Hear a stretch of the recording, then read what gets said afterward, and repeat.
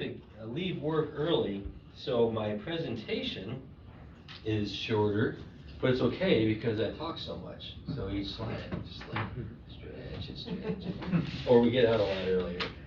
But someone want to open in prayer? I will. Yeah. Father God, we just come before you and thank you for this opportunity we have, Lord, to come and learn about your truths, Lord.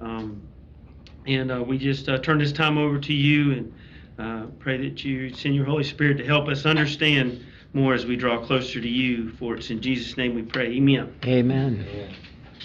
I think a lot about last week.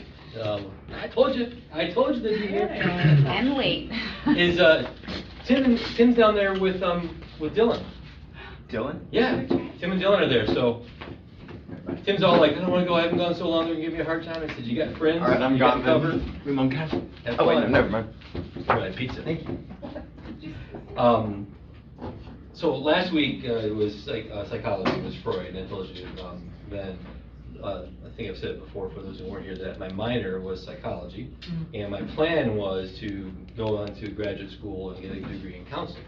That was the advice that Larry Crabb gave people in seminars to not major in psychology in your undergrad, because when you get to grad school, they're going to have to unteach you all the garbage that they taught you in undergrad school. So anyway, that was my plan, and then along the way, I just I didn't like what I was learning in class. I thought they were too narrow focused on just the material aspect of humans, and they treated everybody like they were a lab experiment instead of free people that are sinners who need to be forgiven first and then redeemed and sanctified. And that's the answer to 99% of the problems out there. Larry Crabb actually wrote one time in his book, Encouragement, I think it was, he said, look, as a professional counselor, I can tell you this. The vast majority of the things that people come into my office for help on can be fixed by fellowship. He says if people were just in each other's lives, talk to each other, kind of, hey man, I shouldn't do that, or I really shouldn't, or hey, let's go out together, or whatever, just the involvement in each other's lives.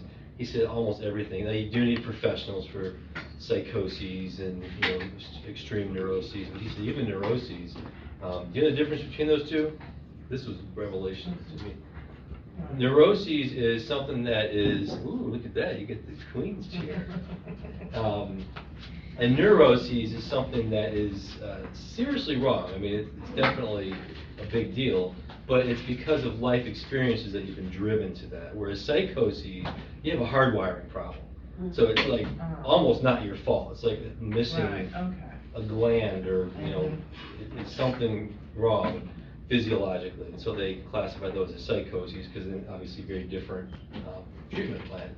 So bipolar and things. So what I realized was the vast majority of the things that they were talking about in these classes wasn't actually neuroses and psychoses. It was philosophy.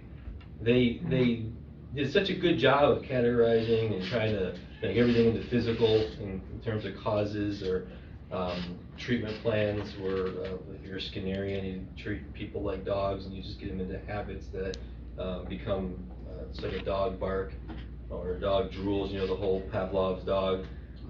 There is a whole school of psychology that treats humans like that. You can just, through conditioned responses, just like if you ring a bell every time you give a dog food, and then keep doing it and keep doing it, or if you're Jim and Dwight, he did that with the mints, remember? That's real. I mean, you can get people that have physiological reactions, but it's limited. But that whole school of thought treats people like we're nothing but molecules. So I learned real quick that I didn't know, I wanted to be a metaphysical realist, Thomist, all those things, but this is not satisfying because you guys are actually treating us like we're just machines, and that means your answers are going to be limited or off even. If you could be completely wrong if you treat people like that. So the reason I bring that up is because Margaret Mead was an anthropologist. So in my classes, there was a lot of anthropology and psychology people together. Anthropology, as you know, is the study of humans. I think it's anthropos is the Latin for person or man. And so anthropology is the study of man. But it again reduces man to almost no different than a primate tribe. So, what was that lady's name that, the famous lady that lived amongst the gorillas, or? Jane Goodall? Yeah, Goodall. Yeah. So Margaret Mead, Goodall was later, so she couldn't have been following her, but Margaret Mead almost sold herself as the Jane Goodall of humans. She went to different tribes. The one this book is on was for her doctoral dissertation. So the Samoans was the first one, but she went to Africa, different countries, mostly in the South Pacific, and would just live amongst them and observe and write things down. And so she treated humans like they were monkeys. And of course, in her worldview, like we've already looked at, Darwin right down through, starting all the way back to Machiavelli, all the way through Darwin, that's what people are, just machines made out of meat. So that's the same problem with the psychology fields, that they don't do philosophy well at all. They're horrible philosophers. Most scientists are. Same thing with anthropologists. They're not asking these metaphysical questions. Like you talk about hylomorphism or substance dualism, which is what's the relationship between our soul and our body? Are we just a vessel for our soul that can go in and go out, and the body's just sort of extra? They wouldn't even think about questions like that. Even if they do acknowledge a soul, it's just kind of this idea in the back of their mind. It doesn't really influence their theories. So given that they ignore a vast body of knowledge, good, I mean, they're talking about, this isn't just church information that they're not bringing to their field. Thousands of years of philosophy, and all the way back, I mean, even Plato, Aristotle, Socrates, before them, philosophers were doing philosophy, but obviously they're the big three, and they're ignoring it completely, and just picking up where all the authors that we've read so far are leaving them off, which is we're just machines that have this complexity because of accidents. So that's just sort of the background as we go into it that I wanted to bring out, because I thought it was interesting that with Freud and with her, and it's kind of a 1-2 punch. And he makes the point in the book, and if I had time, I would have done one of those fun timelines, where we could lay them all out. But it is interesting, if you look at this, in the 6-year period, the Pivot of Civilization is the one, and then Mein Kampf, Future of an Illusion, and Coming of Age. So we had, let me see, who would that be? That would be Lenin. No, was it Lenin, the Pivot? I think it was. Yeah. Wasn't it Lenin? So we have Lenin, Marxism. No, I'm sorry, Margaret Sanger. So Lenin was, if I would have laid it out before, you had the teens where you had socialism or Marxism presented as well, but this is just in a 6-year period. You had the beginning of Planned Parenthood or the eugenics movement. Then you had Mein Kampf, which is the eugenics movement on steroids, just 3 years later. The Future of Illusion, which was last week with Freud, and then Coming of Age of Samoa in a 6-year period. And they're all basically saying the same thing. Mankind is just a machine, an animal. How do you organize mankind so to get, I don't even know what their goal was, to get maximum happiness, or to, of course, with Marx, it was to bring about utopia, where nobody had to work for their food. It was just basically there for them because everyone's putting in equal effort, and not too much for anybody. But I don't even know what the end goal of the last 2 weeks, Freud and her, Margaret Mead, was. As you read the chapter, how many people have read it beforehand? What do you think Margaret Mead's, like, what was her end game? To justify her own will and behavior, what she did. Hedonism. Yeah, she was, Whatever. she, Let's just do I whatever mean, we she want. had 4 husbands? Yeah. And Was it she'd 4? just like go off and sleep with whoever she wanted to, and, that's what all it was all When I read about. that, when I read how she was portraying these Samoans. tribes, I was thinking, there are no consequences. She didn't mention anything about anybody getting pregnant. That was interesting, wasn't it? I was like, whoa. Yeah. There were no bad consequences to all this. What about plague. STDs? Yeah. I mean, that will happen even in a closed system or group of people. It happens because of aberrant sexual behavior, and no consequences, emotional consequences. She makes it out like it's way, way better. Yeah. Like, oh, there's And no even- guilt, And even the kid that rolled up the mat and went, I'm like, What if that family had 6 kids of their own and didn't need another kid to take care of? Then he'd probably roll up his mat and go to Yeah, some, you I'm know. like, there are no bad consequences to all this moving around And, no sense of, like, what about rejection? Right, yeah. You know, that the parents, do they feel any rejection when the child leaves, or did the kid Yeah. feel, you know? She didn't paint any bad pictures about any of the consequences that. Nope, and, yeah, that was, it was sad looking at it because you can see the 1960s. Oh, yeah. It was just like when we read Rousseau, it was like we were reading, all the posters that were held up in the 60s and then the sexual revolution. She was the modern, what do you call that, manifesto for the 1960s. Of course, Rousseau is the one who laid all the philosophical groundwork, and she just picked it up and said, all right, let's go. So, any other thoughts about, as you read it? He did a much better job of,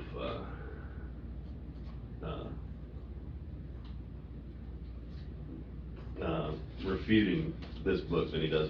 I was gonna Actually, say the same thing. He took more time to refute Yeah. this one than he did most He of the actually other did ones. apologetics in this one. Now, it's not an Yeah. apologetic book, so it's not his fault. It's, Mhm. he's just giving, It's just- but yeah, he did. I was, oh man, I can't say that much more, because he's, He did pretty good. yeah. I'm not sure why on this one, because boy, you could have said so much about Marx and the others that we looked at, but I noticed that too, and I was happy to see it. Most people don't know Margaret Mead. I didn't put the quote in here, but I did not know this was from her. The idea, what's the quote? I found it, when you do Google searches, everyone paints such a flowery picture of all these authors that we've been reading, like they're just the best people ever. And it's like, oh, it is sad. And Machiavelli is lifted up as a hero by so many. It's like, did you read him? Did you know what he was saying? Lie and do whatever you have to. It was about children. It's a saying that we hear all the time. No, it's something like that, but, oh gosh, I gotta remember, because I remember coming across that quote and thinking, oh my goodness, I have said that before. Like, I kind of agree with it in a sense, but when you know all the background that she was putting into that quote, it's like, I was ashamed to say that I've actually said something like that before. I'll get it before the end of the night, but I didn't put it into a slide, so. I'm amazed that, it took, I mean, she wrote this book in 28 and there was no refute until 83? I was thinking about that, because what happened in the next year? In 1929, we had The the Depression, market yeah. crash. Yeah. I think part of Satan's plan was, you know, obviously he's been building this up for centuries, but boom, boom, boom, boom, boom, Yeah. and then distract you so much that you're not gonna even be able to sit down long enough to pay attention. Yeah. I think that was part of it. It's kind of like in the 1800s when you had, you know, Freud was starting to write in the 1800s, and Marx and Darwin, Nietzsche, all these really bad thinkers were in the 1800s. But we were having a civil war, and we were having a build-up to a civil war. I think that gave America a sense of like, we have more pressing matters to pay attention to right now. That's my only thought, that why intellectuals here in the States just didn't even pay attention to it, didn't seem, or at least refute, they didn't refute or argue against them. They embraced those beliefs. So, Margaret Mead, she believed in cultural determinism, which is basically, you know, that if you're born a Samoan, you're gonna, your life, your values, everything is determined. If you're born as a Westerner in the Christian culture, you're going to have certain values. Those values are irrelevant. They're not fixed. They're not real. It's just determined. You've heard people say that too. You're just a Christian because you were born in America. You're a Christian because you're in the West. I'm a Hindu because I was born in India. How can you fault me for that? It's just where I was born. So you've heard that with religious pluralism a lot. So the answer, obviously, on the religious side is, well, you have a lot of people from Hindu cultures that become other things, like become atheists, become Buddhists, become Christians, and you have a lot of people in the quote Christian West who aren't Christians in their adulthood, so obviously they shed it off. So it doesn't seem like where you were born is determinative, but she was a determinist. It was interesting, I read in another source that her position was actually, even amongst anthropologists, was starting to be criticized in the latter part of the 20th century. So they didn't believe in cultural determinism as much as she did, and partly because her method was not scientific the way the anthropologists wanted it to be. She did not collect data. I don't think he really drew that out in the book. She observed, came up with ideas, observed a little bit more, and wrote down anecdotal, like, oh, I noticed that, children pick up the mat, like she said, and we'll just go over here. It wasn't, out of the 70 children of the same age that I observed, 3 of them did this, and there was no statistical backbone to what she was saying. So it's the same thing with somebody, and we can be guilty of this as Christians too. And one example does not extrapolate to the whole population, and that's really bad science to do that. And if you're going to say, it's kind of like, with we watch shows, any TV, like when we watch Endgame. Who cares to see Endgame? Does everybody know what Endgame is? Okay, because Yeah. I realize that sometimes I use references that people don't care about, but the last Avengers movie, and the scene where they're having the group therapy session to try and everyone to overcome the loss of half the people being wiped out. So it was a support group, and when it came around to after I lost, after I forget how they set it up, but the person was saying the loss was great. I finally am getting back out there in the dating scene again. It's really hard. So when I went on this date, this is the man speaking, I said to him, and then he and I, and it was just this like a gay man, and I remember I was just like, I think David, you and I looked at each other in the theater, we're like, why? What did this have to do with the plot of Avengers and Thanos? And it had nothing. It didn't advance the plot at all. And so what the phrase we have in our home, and whenever this stuff happens, they just can't help themselves. Yeah. It's like they just got to put it in They there. got to. And if you watch the CW, especially the superhero movie shows in CW, like Supergirl's lesbian. I don't know if you guys know that. What's her name from the blonde girl from Green Arrow? I haven't watched it so long. Anyway, she's gay. They make it out like it's not representative, is my point, of the population. If you watch TV, you would think like every third person is gay, when in reality it's less than 10%. Generously, that's if you use very, very generous categories to say that they're gay. So it's the same, and next week with Kinsey, we're going to get a lot of this. He overblows the numbers grossly. It's, nobody in the sciences quote Kinsey anymore.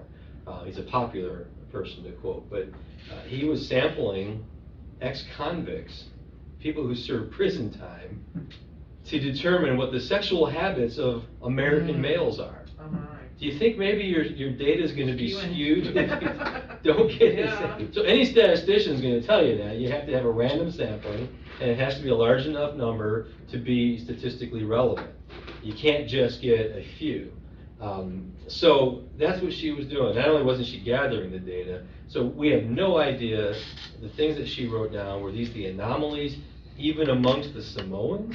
Maybe the Samoans don't live the way she painted the picture, by and large, but these elements are in there, but most families were in intense relationships because of these practices, and she made it out like these few that were so happy-go-lucky were the norm. So that's just a comment on her method. Okay, so she was born in 1901, and she died, she was almost 77 years old. So she actually won the Nobel Prize 1 year later. Well, I'm sorry, it was the Congressional Medal of Honor, I think it was, in 1979. The highest honors that our government gives a civilian. It was the president. That was Carter. But But I mean, it probably was in the works for a while. But it comes from Congress, doesn't it? Yeah, I forget So that would have been Tip O'Neill, wouldn't it? It was probably one of those things in committee that nobody even thought about, but they posthumously or posthumously, they did it.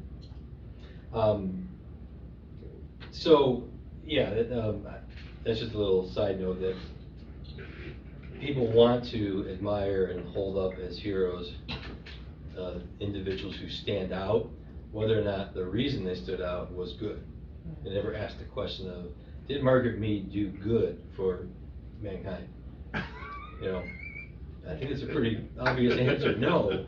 She reduced us to acting the way the animals act. I think And, she wrote what people wanted to hear, or wanted. certainly in the 60s they wanted to Yeah. hear. This is the 20s, so Yeah. roaring 20s, I guess there was a more flamboyant atmosphere. We watched, Jenny and I watched on Amazon or Netflix, I can't remember, Highwaymen. Have you guys seen that one yet? I actually recommend it. I have to caveat, I think there's some swearing in it, but it's not like, it's a very slow paced, it's this true story of the two US Marshals that hunted down and killed Bonnie and Clyde. And the director of it is the same guy that did The Rookie. If you remember that movie, The Rookie, Yeah. really, really good movie. And I won't blank on that one too, because I should have looked this up beforehand. Directs good films, like stuff that we all would like.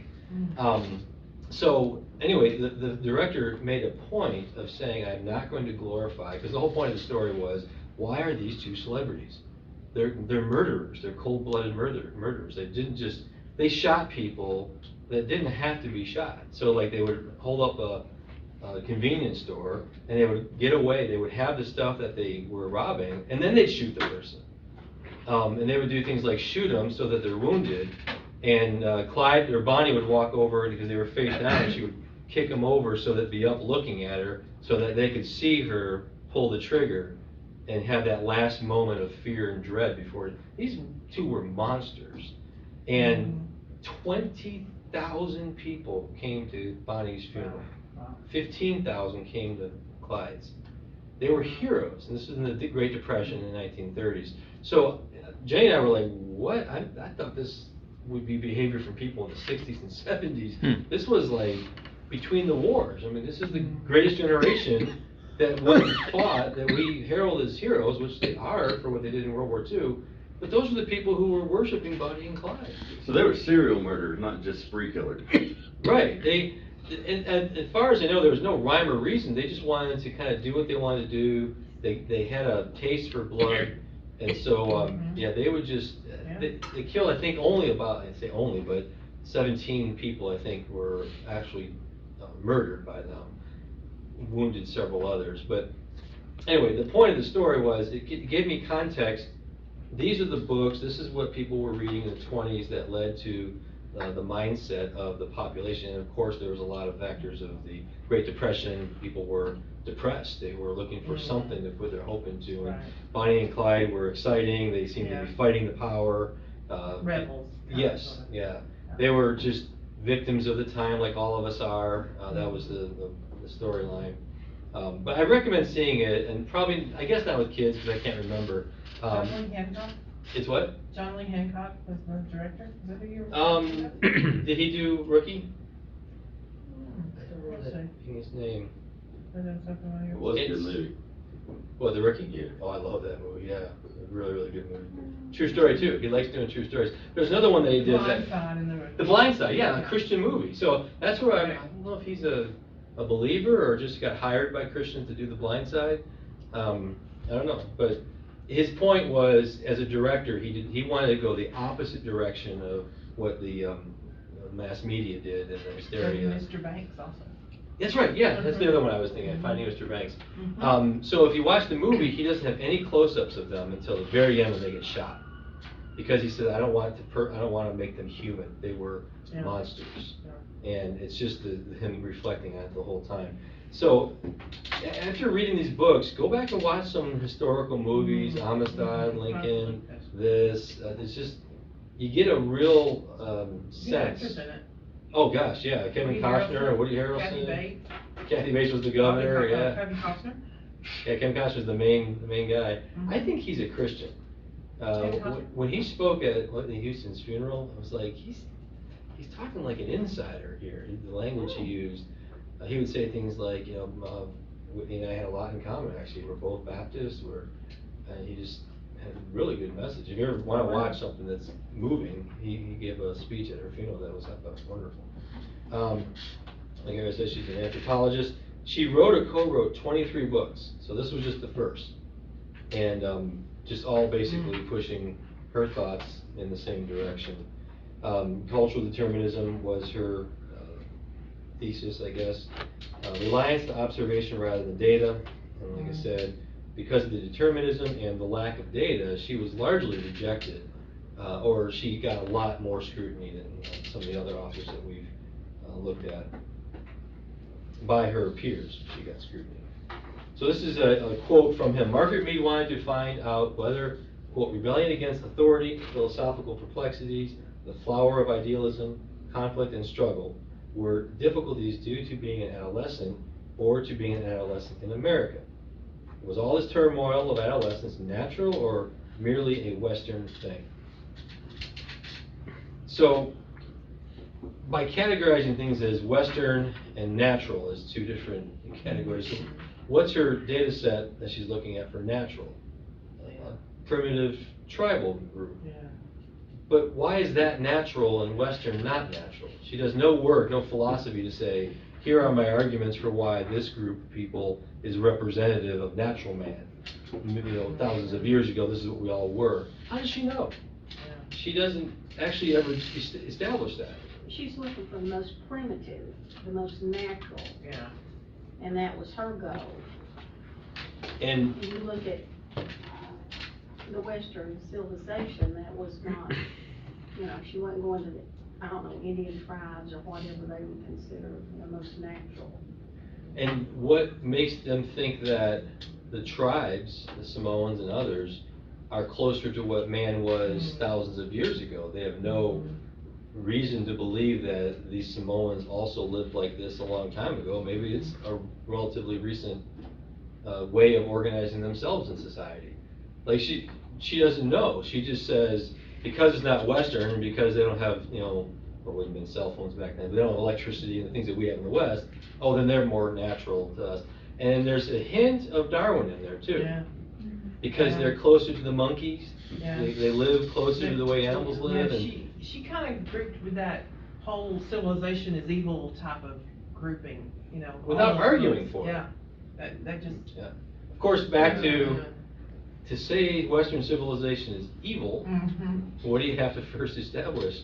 What's good. Yeah, that there is a good, and then justify, how do I know, but how do I even have any reason to believe there's good in any sense? And then once I've established yes or no on that, if it's yes, well, what things are good, you know, and then you get into natures, and what's good for a tree is not good for a salamander, and what's good for a dog is not good for a man. So you get into all of that, but that's not anthropology, that's not psychology, that's called philosophy. Yeah. And the Bible, of course, gives us most of the tools we need, certainly to understand who we are as people. And there's enough in the Bible, I think, to understand that we are something different than the animal kingdom. So, just some food for thought on that. Yeah, I think pretty much her though, it's, and the others that we're studying, we're gonna be studying, it's anything but the Bible. You know, as long as it's not the Bible, then it's acceptable.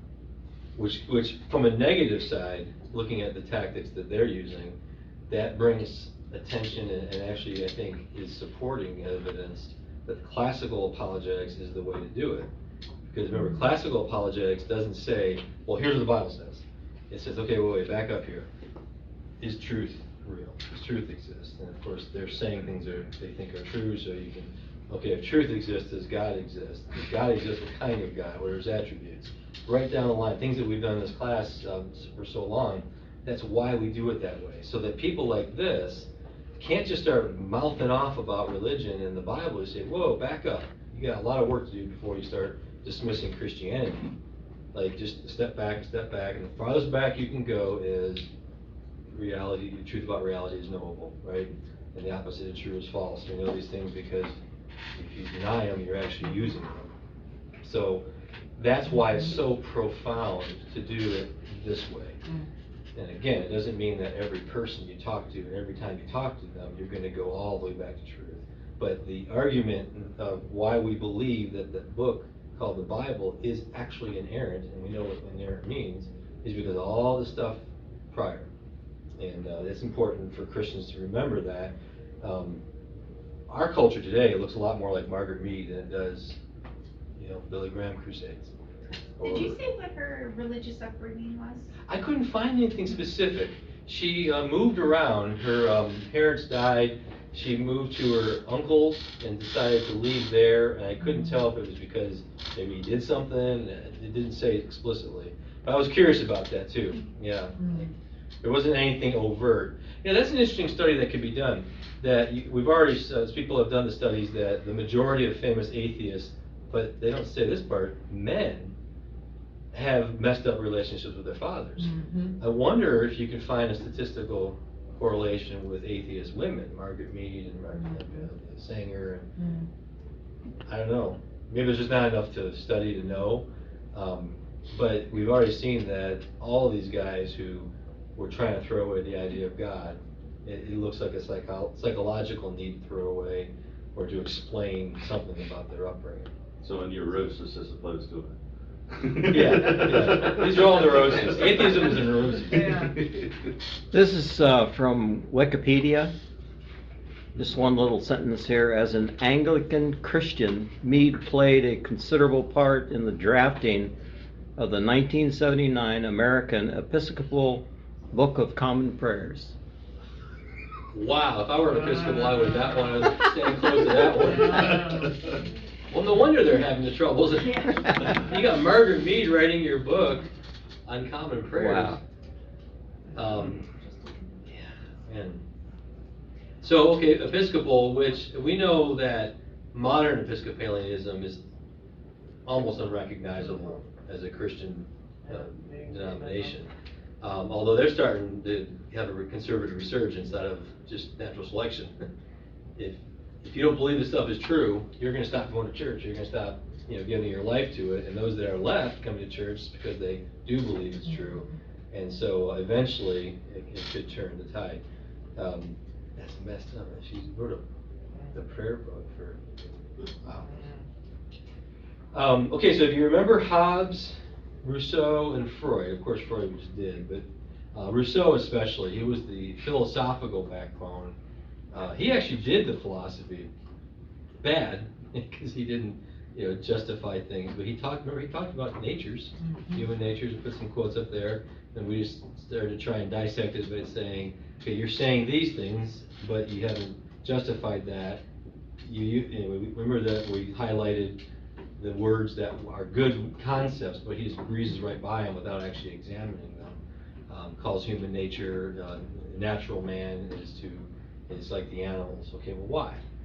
Rousseau, in early childhood education, that's all we had was Rousseau, blank slate theory. I mean, he is one of the founders of early childhood education in our textbooks. Wow. And that's scary. And I'll say this again, that every teacher that's teaching in school has been taught who the theorists were, and they are teaching in school now. Yep. And he is one of them. I remember the quote because you brought up education. I got it. You get, what is it? Wait a minute, I see it, it's I bet you got it. Children must be taught how to think, not what to say. Not what Is to that think. it? Yeah, that's the point I've always seen is not, teach them how to think, not what to think. What to think. Yeah. Okay. I've said that a lot, and in many ways, yeah, that's what I believe. Sure, like I said, there's no, you can't, it's, what is it, what's the fallacy? It's wrong because it comes from the. Genetic fallacy. Genetic fallacy, yeah. By attacking the source of the information, it's a form of an ad hominem if it's attacking a person. Yeah, in general though, as Christians, the Bible, that's what the Bible keeps telling us, be wise, be educated, go seek out the information, don't just take people's word for it, put everything to the test, Paul says. Because a lot of people were going around talking authoritative and charismatically in the early church.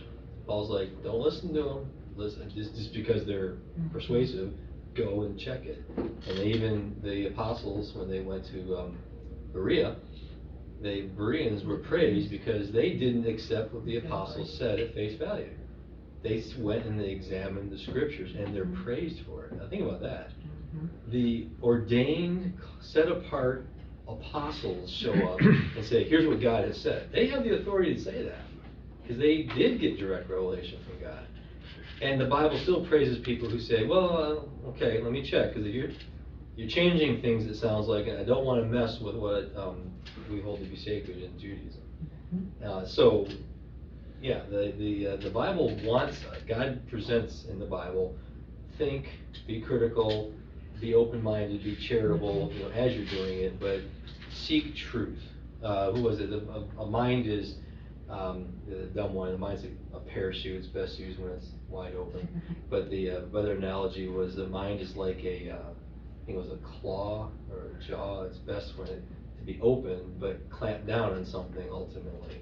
Once it's found, the nugget it wants to eat, it clamps down.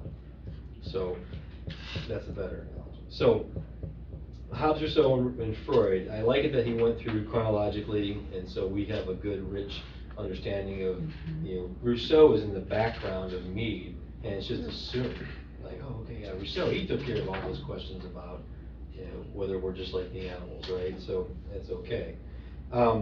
This is my biggest, academically, my biggest problem where I just shake my head that so much of this garbage was embraced, and yet the field in which she's making her case, right, that civilization, mankind, up until modern Western civilization, lived a certain way, and that was more pure. That's her thesis. And I'm going to go find this tribe, and I'm going to prove it. And I'm going to find another tribe and prove it. But where's the archaeology? Where's the history? How do you know this is how people used to be? We have a lot of archaeology to tell us how people were in Mesopotamia, in Northern Africa, Egypt. There's a lot to draw upon. Cave drawings even. I mean, you can go way, way back. So she doesn't appeal to any of that. And so a good scholar, forget the, whether they're religiously motivated, why didn't they just say, okay, Mead, you're saying all these things, what's your evidence for it? And then the big question, I think, is what's your evidence that this is how mankind used to be? And how do you justify saying that the Samoans are like that? You have those two parts of that. Before you can lift up the Samoans as an example, you have to do both those things, and she did neither. She just went there, observed, and wrote down observations, not data. It's just sloppy science. Is the Mesopotamian culture the primitive culture in which she speaks? Because, I mean, I'm thinking like the Syrians, like that whole thing, that was... That's what I'm saying, she didn't even address those. But I'm saying, what I meant by that is that we have archaeological evidence of the Assyrians, the city of Ur's been discovered, and all this stuff. Now granted, the further back you go, the spottier the data is, but you can get a lot of information, piece it together, of civilizations that were not part of the West, that she says is the big bad guy. And that was pretty messed up. I mean, that was barbaric. Yeah, child sacrifice, and the whole 9 yards. Right, the Canaanites, we know a lot about the Canaanites, and back to when we talked about, how can God order, God's a monster because he ordered the Israelites to slaughter the Canaanites, every man, woman, child, beast, everything. And it makes it sound like the Israelites show up to Truman Show happy neighborhoods and just starts walking in the living rooms and slaughtering people. No, the Canaanites were really, really, really bad. And God says that he let his Israelites be slaves in Egypt for extra time because the Canaanites still had some good left in their culture. And so he let the Israelites wait and suffer because he still loved the Canaanites. And he wanted the few that could be saved to be saved. But he says that their evil has reached a level that they're irredeemable now. And God knows whether that's the case. It's not some arbitrary. He knew that there was nothing good left in the Canaanite culture. Now, go and wipe them out. That has to be just wiped off the face of the earth because of their practices, their ideas, get out into other cultures, look out, the whole planet will suffer. So that's the whole story of the Canaanites, not this God's a monster because he ordered them to kill them. He did order them to kill them, but and it's his right to. He's the author of life, and he's the author of it's his choice to let us live or let us not. So, and the other question here is, are more primitive societies that are on the earth today, first of all, the label primitive is even sort of arbitrary. I would like some more information on what you mean by primitive. Just the lack of modern conveniences, does that mean they're primitive? I don't see that they really, in my classes, I never heard a really good, robust So the definition. homeless community of San Francisco is like the good? That's almost what they would have to say. They would say, of course, Woodstock is the good. Of course, they would probably say, yeah, but that's because they're in a Western culture, that they're relegated to just one street, and that's why it's so bad. And if it was like that in the whole country, everybody would be happy. Yeah. It's been tried enough times, right? When will we stop trying? It's like socialism. But when they say that more primitive societies are closer to good, the good, now we're right into good philosophy. And this is where we want to get conversations as quick as possible, away from he said, she said, she wrote, they did. Okay, well, let's back up. Why do they say that? And is there any good reason to think that what they said is true? Now we're on there because she's saying older societies, more primitive societies are good. Okay, good. Now, what do you mean by that? What she means, whether she wants to say it or not, is there is something that humans are supposed to be, and these guys are closer to it, and the West is further from it. So the West is worse than the primitive societies. That's what she means by it. Now, if she says that, thank you very much. Let's start talking about what it means to be good, which is teleology, my favorite word. Teleology again. Just a fun word to use. It's easy to say and hard to, not very often practiced. Teleology is the study of ends, reasons, purposes, goals of, not goals as in like my goal is to make so much money, but to be a good man, what does it mean? To be a good woman, what does it mean? To be a good child, to be a good employee. These things have meanings, they're not arbitrary. If there is such a thing as good, then they're not arbitrary. If there isn't a such thing as good, and I wanted to get the quote, but we were listening on the way home from the mountains this weekend. Ben Shapiro, you guys know him, the conservative commentator, he interviewed Ravi Zacharias Sunday. Check it out if you can. It is really cool. Because Shapiro's interesting. He's a practicing Jew, but he's got some ideas that we would totally not agree with. But he's very friendly. He had William Lane Craig on the show prior. I don't know how many weeks ago that was. But he and Ravi were just having a great conversation. One of the things he said when Shapiro pointed out that, well, I'm a libertarian and I know you're conservative, and he wasn't even talking about political affiliation, just economic theory in general, or societal theory in general. He said, I'm a libertarian.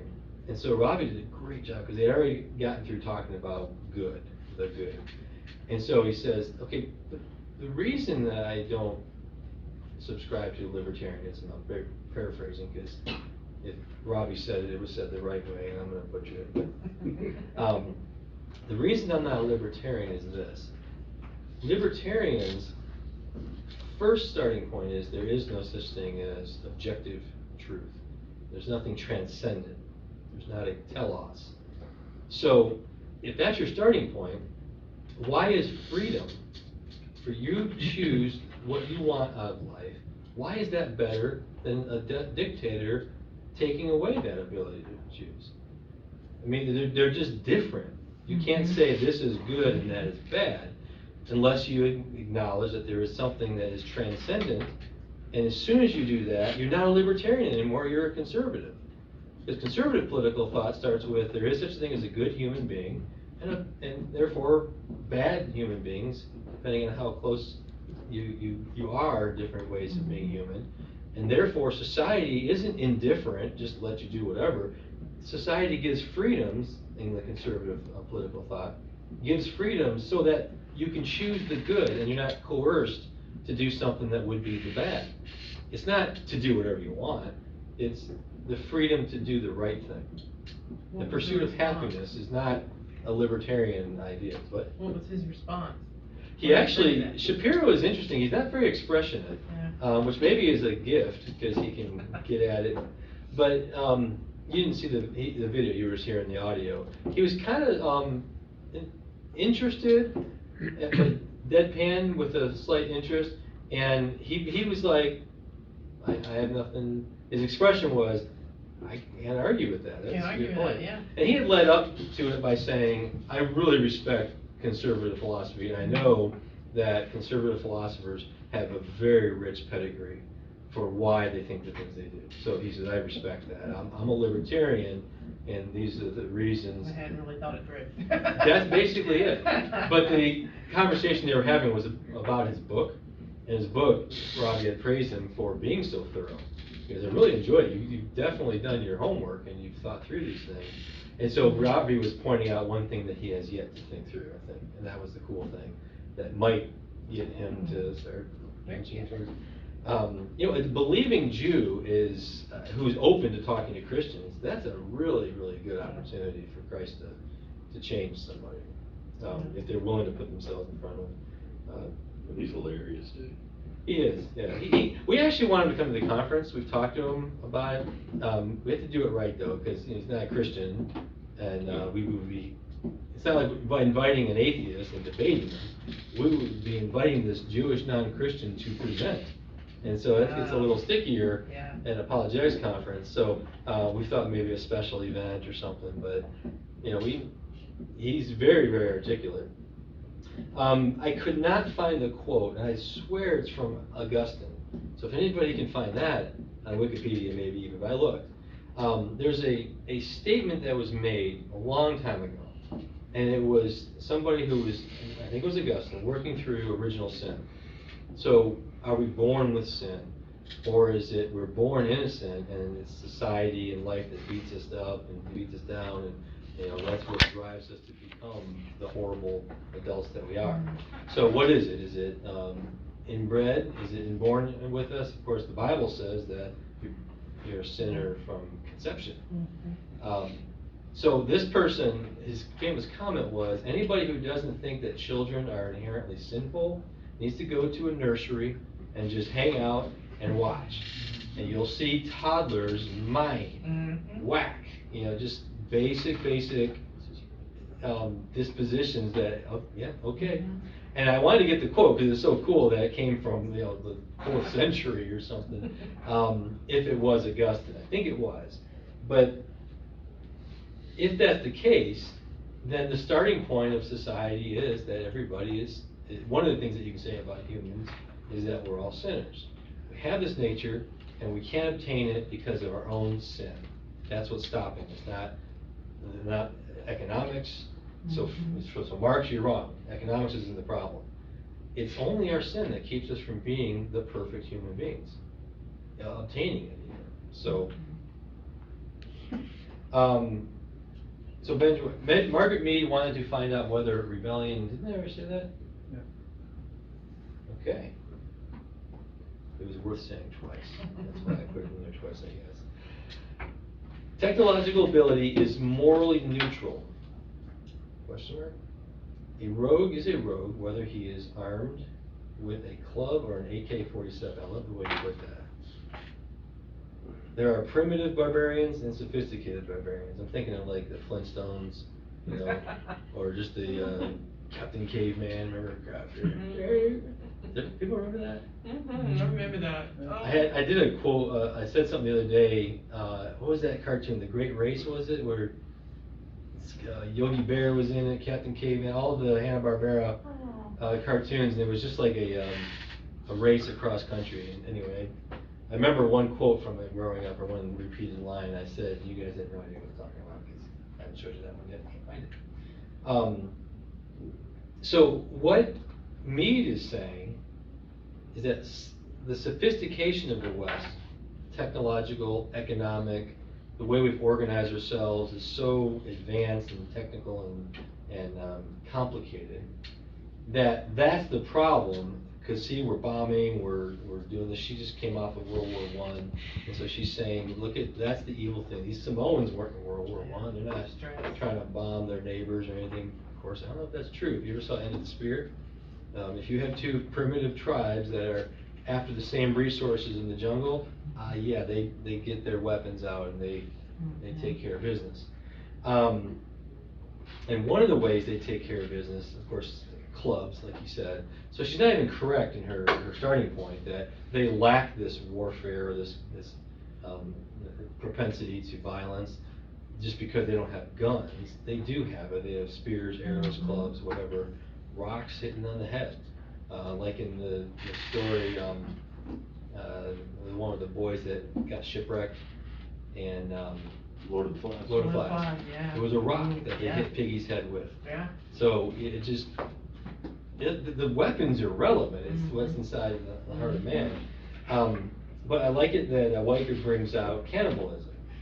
So he said hypothetically, she could have gone to a primitive tribe that's primitive by her standards, which were very low, just they're not Western, right? So they still wear loincloths, okay, that's primitive, I guess. So go to that tribe and witness them cannibalizing each other and determine, okay, cannibalism is what it means to be the most close to our, animal instincts. That's how we should be. Yeah, they're sleeping around and all that, but then, well, that guy got mad that he slept and so he murdered that man for sleep. But I'm gonna ignore that. Oh, he just ate their, enemies to eat them. They thought, and most of the time it was because they thought they were eating and digesting and getting the force or the spirit, the power from that warrior. If they eat them, they would get it by cannibalism. It wasn't like, they preferred it over bacon. It was. That's a horror movie, it's called Jeepers Creepers. Yeah, I mean, cannibalism's been, out there, in movies Yeah. for a while. Yeah. But yeah, it wasn't just, in fact, that's one thing I did learn in anthropology. I remember the class where he said, there's nothing that you can, that is common. People say that there's common morality, we can find exceptions across the globe for every single thing. He said, except for cannibalism. He said, there's not a single culture that says it's okay to eat humans as a food choice. Every instance of cannibalism is about overpowering and showing your dominance over your enemy. Not, Because you're hungry. it goes good with a side of fries, it's not that at all. Frank Turk, I don't have enough faith to be atheist, was describing the difference between the Indian culture and how there really is a natural law there that's consistent of. In American or? No, in India, that the natural law, even though there's so many differences, the natural laws are still the same. Every society is, don't eat grandma. The problem with the Indians is they think that the cow is grandma. Yeah, they extrapolate, Yeah. exactly. But don't eat grandma is, and every society says Is the don't natural commit law. murder. Right. They just define murder differently. So it's not even true what this guy said, but I thought it was interesting that he was as liberal as could be. He was an anthropologist, probably loved Margaret Mead. I didn't know enough back then, this was in 1992 or whatever year that was, when I took that class, because you had to, right? And he even had to catch himself and say, there's not a single thing that's universal, morality-wise, well, except this thing. And if I kept pressing him, well, yeah, that too, but gosh. it would have been, okay, there are universals that all human beings know, and lo and behold, it's natural law that delivers that knowledge to us. Long quote from Margaret Mead, too small to read over there. The child of the future must have an open mind. This, I think, might be the one. The home must cease to plead an ethical cause or a religious belief with smiles or frowns, caresses or threats. The children must be taught how to think, not what to think. There it is. Okay, I did have it in there. And because old errors die slowly, they must be taught tolerance. Just as today they are taught intolerance. They must be taught that many ways are open to them, not one sanctioned above is its alternative, unhampered by prejudices, unvexed by too early conditioning to any one standard. They must come clear-eyed to the choices which lie before them. Okay. What would you say, looking at that quote there, use some Roadrunner tactics if you remember from I Don't Have the Faith to Be an Atheist, where would you start with that thought? Early conditioning to any one standard. That's her standard. That's her saying. Yep. there's a ton of self-referential problems in this Just quote. just start at the top, man, Well, about they're every taught other tolerance. sentence is one. They're taught intolerance, I mean, which, who's to say which is good and which is bad? You know, is she saying that? Is she saying that one's better over the other? The child of the future must have an open mind, even open to the possibility that everything you're about to say is false. Mm. Are you open-minded enough to entertain that idea? I love all the must be taught, must be this, must be this. Yep. But don't try to tell them what to think or how to think. Yeah, exactly. Yep. Oh, Yeah, That's and, the best one. Good That's point. the best one. Let's catch up. Yeah. cease to plead an ethical cause. Okay, well, is it unethical to reject your prescription here?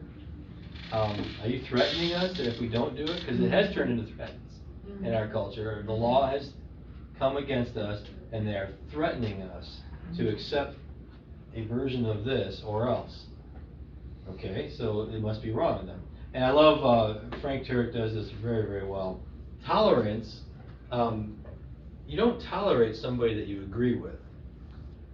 The whole notion of tolerance means, I think you're wrong, but I'm gonna tolerate you. I'm not gonna beat you up, I'm not gonna, and you think I'm wrong, you need to tolerate me. Tolerance doesn't even, it doesn't have any meaning for two people who agree with each other. So, the whole idea of tolerance is baked against her, so she's saying, I am intolerant of anybody who disagrees with all of this because I think they're wrong, I'm right, they're wrong. And we would say, you're right to think that, because you're right, I disagree with you there. We have difference of opinion, but I'm gonna tolerate you enough to let you speak your mind, I'm asking you to tolerate me, speak my mind, that's what tolerance is. That's right. It says we do have differences, and therefore we have to tolerate one another. They must come clear-eyed to the choices which lie before them, but what if the choice they lock down on is, I reject all of this, or I want to be religious? Back up to what she says that you have to jettison. I mean, in what she says here, religion is the problem, but what if someone chooses religion after this whole system Yeah. that she's laid out? After her open-minded. Right. In my experience, most people would say they believe in tolerance, don't. Right. But actually, somebody who actually is tolerant says, I believe in freedom of speech. That's what they normally say. Most Yeah, you'll tolerant have- people are intolerant of Christians. I love the movie Lincoln. It's not as good as Amistad or Schindler's List, or, it's Spielberg, but he, one of the senators, like, maybe it was a senator or a congressman, this is a true story obviously, so this is somebody who was, in his mind, married to a slave. And if she was the house slave, but they loved one another, they lived as a married couple, monogamously, lovingly, everything. But it was not public, it couldn't be. So his fight for abolition it was very personal for him. I want the law to recognize that this is a human being that I'm married to. So it was really powerful. We didn't know that till the very end, actually, that he was married. So he was this really, like, boisterous, mean almost. Yeah, he was. He was Tommy Lee Jones as the character. You can imagine him kind of getting in your face. So he would be on the floor of the Senate, just name calling, laying into people. And it was the lawyers for Lincoln that came up with this idea that, all right, we have to get enough states to vote, enough congressmen to vote. It has to be over 2/3 in order for this amendment to get passed. Not everybody's as pure of thought as the abolitionists. We have to be practical here. So instead of saying, I believe that all men, all humans are equal, that's what we really believe, they just go on the floor, they're telling Tommy Lee Jones, and say, I believe that all men are equal in the eyes of the law. It's a little bit removed from saying really equal, but under the law, black and white are equal. And Tommy Lee Jones was like, no, I'm not gonna say that, because that means I'm telling everyone that I don't think my wife is really equal to me as a human being, but she's just legally speaking. So he had a real hard time with that. So what he said at the end was, this brings back around to tolerance. They were trying to rope him in. The other side knew that he couldn't get himself to say it, but he did. He stood up and he said, "I believe that all men are equal under the law." And they're like, "What? No, he doesn't think that. And you totally don't, you're always telling us you think." And so they were trying to rope him into denying that and saying that all men are equal, because he would lose votes if he said that. And so his comment back was, "I think that all people, even you despicable," he starts laying into him, "even you are equal under the law." And so he like lays into the racist guy who's trying to defeat him and not let the amendment go through. So that's tolerance. It's like, I think so little of you, you're barely a human in my mind, but I'm letting you be on the Senate floor, you're my colleague, we're gonna work together. That's tolerance in the extreme. Like, I have nothing good to say about you except this one thing. Can I say something? I thought it was interesting, because when you were saying earlier something about Margaret Mead and this one quote she had about children, so I was Googling that back here, and all over, on my everything was coming up that one quote about children must be taught how to think, not what to think. Mm-hmm.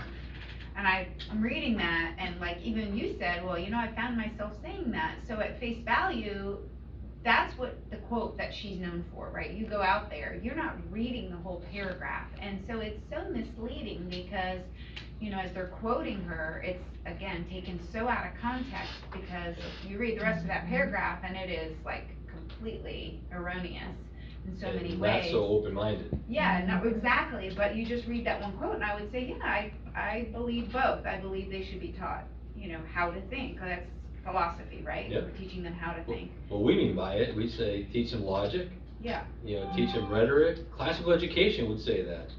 But it's just taken out of context and then it's out there. So Margaret Mead, what she's teaching is really good, because that's what we believe and that's acceptable even amongst Christians. You don't want to teach your children to be mindless, mindlessly accepting, brainwash kids, all the things that they will say. Okay, so if somebody comes to you and that's all they know of Margaret Mead and they throw that quote at you, yeah, I totally agree with Margaret Mead. She said we should teach our children how to think. Isn't that education? Not teaching them what they're supposed to think, but how to think. What would you say back? Tactically now, not necessarily the philosophical argument. What's a good tactic for that? Well, I wish she thought that whenever she said it.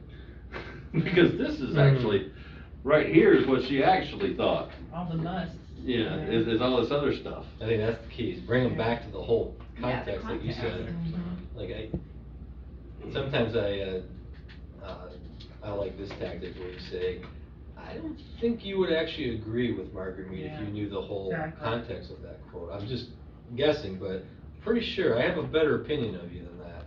I can't imagine you would actually agree with what she really said there. Mm-hmm. And let's go back and look at it if you want, but it tickles their, what?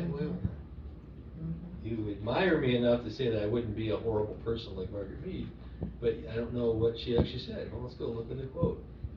And some of that stuff, they would be like, yeah, what's wrong with it? I agree with that. Then we can do exactly what we just did here. Just point out the logical inconsistencies, the intolerance of anything that is intolerant, which is a contradiction.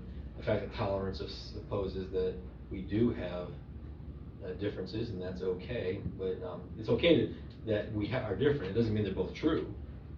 They could both be false too. That's the humble part of doing philosophy, is that I could be wrong, and that's okay. If I am wrong, if I discover I'm wrong about something, I will change.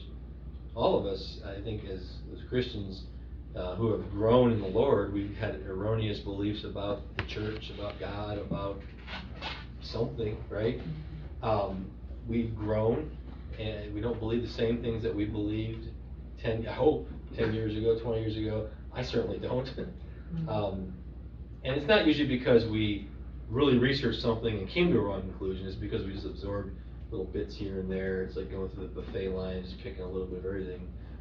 That's how most of us have assembled our Christian beliefs, until we start sitting down and reading and thinking and bouncing our ideas off others who have read and thought, and start to really understand this thing called truth that God has revealed in nature and Scripture.